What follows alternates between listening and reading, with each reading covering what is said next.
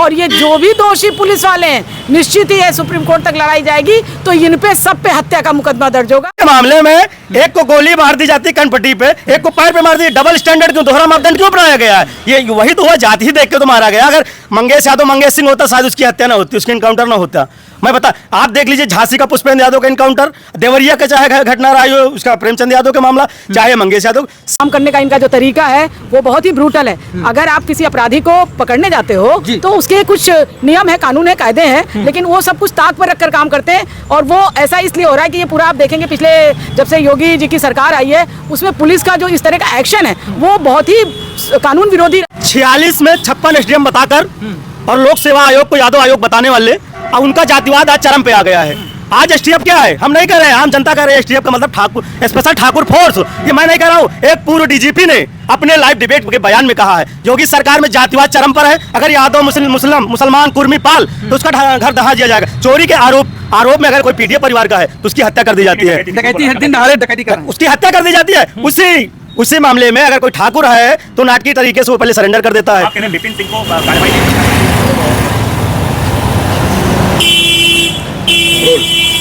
नमस्कार। मंगेश यादव की मौत की गुत्थी सुलझने का नाम नहीं ले रही है। कुछ लोग इसे एनकाउंटर बताते हैं तो कुछ लोग इसे हत्या बताते हैं। आज हमारे साथ तमाम अधिवक्ता साथी हैं, हम इनसे बात करने की कोशिश करेंगे कि आखिरकार इस प्रकरण को लेकर अधिवक्ता क्या सोचता है, अधिवक्ताओं की क्या राय है, क्योंकि अधिवक्ता एक बुद्धिमान वर्ग है। और हम इनसे बात करेंगे कि इस पूरे प्रकरण पर इनकी क्या राय है, क्योंकि अब मंगेश यादव के प्रकरण में राजनीति में भी सरोबार आवाज उठती हुई नजर आ रही है। लोग अपनी रोटियां सेकने का काम कर रहे हैं, लेकिन अधिवक्ता क्या समाज सोचता है, सीधा इनसे जुड़ेंगे और तमाम अधिवक्ता साथी हैं, एक एक करके बात कर लेते हैं कि आखिरकार जो मंगेश यादव प्रकरण हुआ उसको लेकर आपकी क्या राय है।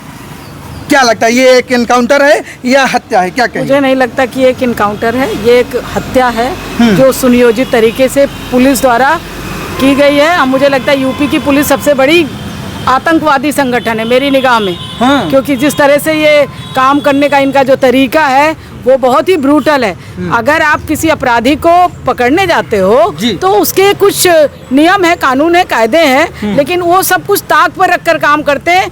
और वो ऐसा इसलिए हो रहा है कि ये पूरा आप देखेंगे पिछले जब से योगी जी की सरकार आई है उसमें पुलिस का जो इस तरह का एक्शन है वो बहुत ही कानून विरोधी रहा है। अब तो कहना है कि प्रशासन को चुस्त दुरुस्त करने के लिए सब कुछ किया जा रहा है, ऐसा नहीं किया जाएगा तो अपराधी बेलगाम हो जाएंगे।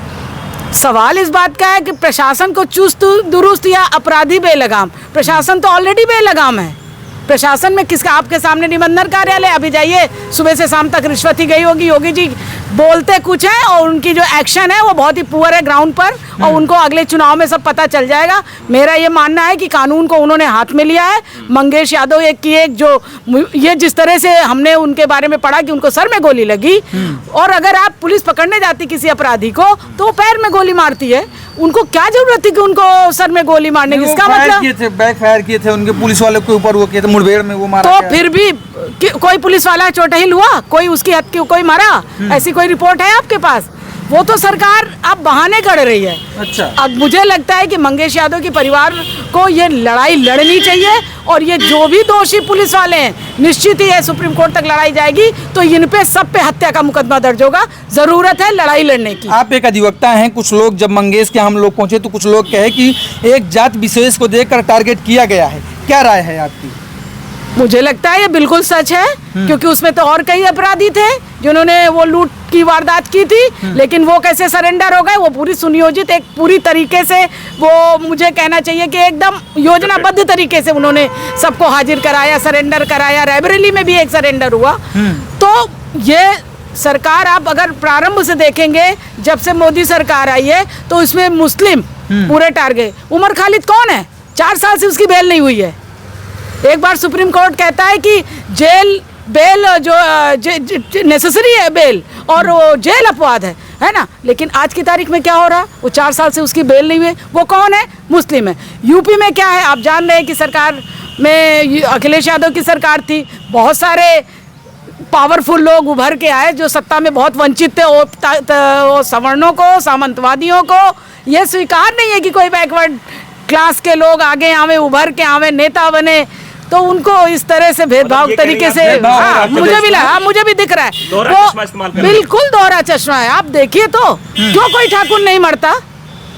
मुझे मरते हुए कोई दिखा आपको पिछले 4-6 महीने में? सर या मोहम्मदन मरे हैं यूपी में, या उनके घर गिराए गए, या यादवों के गिराए गए। तो सरकार का जो पूरा रवैया बहुत भेदभावपूर्ण है और मुझे लगता है ये बहुत विघटनकारी इस देश के लिए, सत्ता के लिए बहुत बुरी बात है। ये अच्छा, सत्ता क्या को ऐसे नहीं कहेंगे? करती। क्या लगता है कि जो ये प्रकरण हुआ इसमें एक जात को देख के टारगेट किया गया, या जो सरकार कहती है सबका साथ सबका विकास सबके लिए एक न्याय प्रणाली है, वही इस केस में हुआ? क्या कहेंगे? देखिए, मंगेश यादव की हत्या इसलिए हुई है कि वो सिर्फ यादव था और पीडीए परिवार का था। आप मान लीजिए सपा सरकार थी, 46 में 56 एसडीएम बताकर और लोक सेवा आयोग को यादव आयोग बताने वाले, और उनका जातिवाद आज चरम पे आ गया है। आज एसटीएफ क्या है? हम नहीं कह रहे हैं, आम जनता कह रही है एसटीएफ का मतलब ठाकुर, स्पेशल ठाकुर फोर्स। ये मैं नहीं कह रहा हूँ, एक पूर्व डीजीपी ने अपने लाइव डिबेट के बयान में कहा है योगी सरकार में जातिवाद चरम पर है। अगर यादव मुसलमान कुर्मी पाल तो उसका घर दहा दिया जाएगा। चोरी के आरोप में अगर कोई पीडीए परिवार का है तो उसकी हत्या कर दी जाती है। डकैती है, दिन दहाड़े डकैती कर रहे हैं। उसकी हत्या कर दी जाती है। उसी मामले में अगर कोई ठाकुर है तो नाटकीय तरीके से वो पहले सरेंडर कर देता है। आप कह रहे हैं विपिन सिंह को कार्रवाई नहीं हुई, कार्रवाई होगी? हाँ, बिल्कुल सही है। पुलिस ये कह रही है कि मंगेश यादव जो है माल बेचने जा रहा था। अगर पुलिस को ये भी जानकारी होगी कि किस व्यापारी के हाथ बेचने जा रहा था, पुलिस को ये भी पता होगी रायबरेली में अगर जिस मकान में माल बरामद हुआ है उसका मालिक कौन, अगर यादव मुसलमान होता तो उसके घर पे बुलडोजर चल गया होगा, लेकिन उन पर कोई कार्रवाई नहीं हुई है।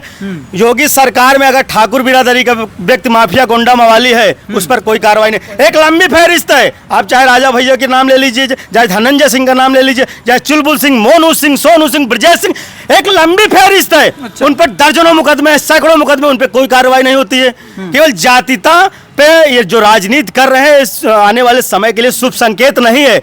और योगी जी आए थे हिंदू का ब्रांड बनकर और जाएंगे घोर जातिवादी नेता बनकर, जान लीजिए। तो कह रहे हैं कि जात को देखकर कोई ऐसा हुआ नहीं है, जाति देखकर माफियाओं को टारगेट नहीं किया जाता है। अच्छा,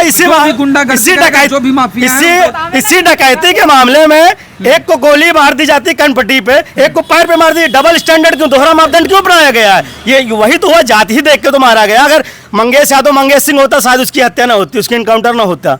मैं बता, आप देख लीजिए झांसी का पुष्पेंद्र यादव का इनकाउंटर, देवरिया का चाहे घटना रहा हो उसका प्रेमचंद यादव का मामला, चाहे मंगेश यादव, सारे के सारे लोग निर्दोष हैं। इन पर फर्जी तरीके से पुलिस ने इनकाउंटर किया। मैं कहना चाहता हूं आपके चैनल के माध्यम से, मंगेश यादव हत्याकांड की सीबीआई जांच करा लीजिए ताकि सही और गलत लोगों के सामने आ सके। मतलब आप कहना चाहते हैं कि यादवों को देखकर टारगेट किया जाए? हाँ, बिल्कुल बिल्कुल यही चल ही रहा है। जो ये जातीयता फैलाया है पूरे प्रदेश में, इसका आने वाले समय में योगी जी भी खामियाजा भुगतेंगे। सत्ता बदलेगी तो देखेंगे कितने लोग सलाखों के पीछे होंगे।